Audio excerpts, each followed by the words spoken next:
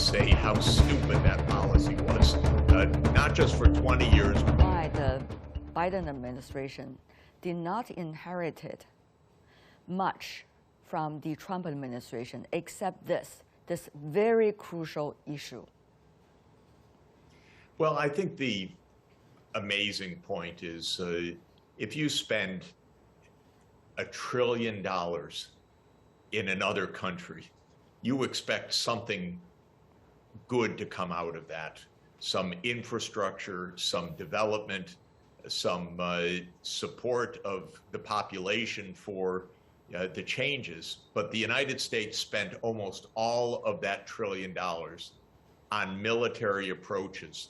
What did the U.S. leave behind in Afghanistan? Where are the hospitals? Where are the schools? Where are the roads? Where is the safe childbirth?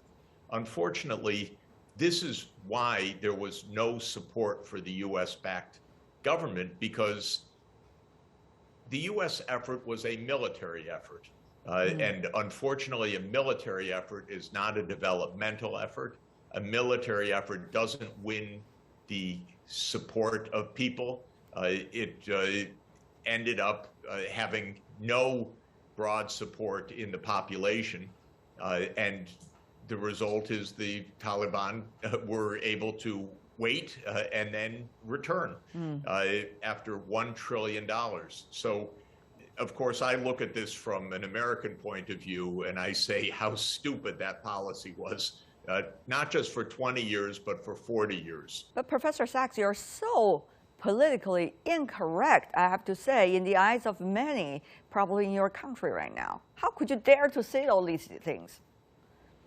Well, because, you know, at my age, and I've been at this for 41 years working all over the world, I've seen straight up Vietnam, the disaster in Cambodia. I've seen the U.S. intervention in Central America. We've seen 2 Gulf wars. We've seen what covert operations did to destroy Syria.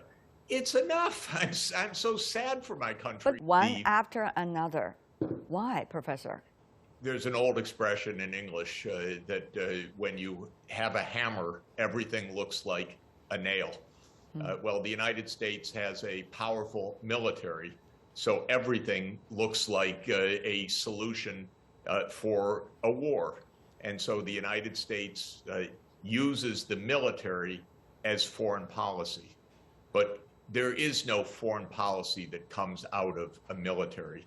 And we use the military in the Middle East, in Iraq, in Syria. We use the military in this region in Central Asia. We use the military in Central America. We use the military in Vietnam, Cambodia, Laos. Not once did this work. If all these things happen once and again, there must be a logic. What is driving all these perceptions? There must be some real interest down there. There are interests. There are corrupt contractors. There's the military-industrial complex. But I actually don't think that it's that.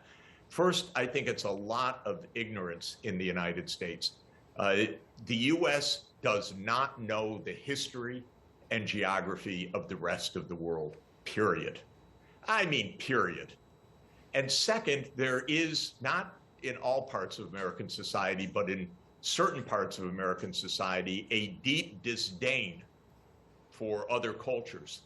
And the result of that is you don't have the ethics or the knowledge to succeed, but you do have a powerful hammer, as I said.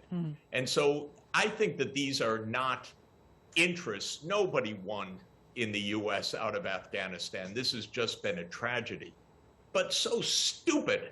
And that is because of ignorance and because the American leaders never cared really about Afghanistan, and the public never cared about Afghanistan. If it's only for you, not for the people involved, it's never going to succeed.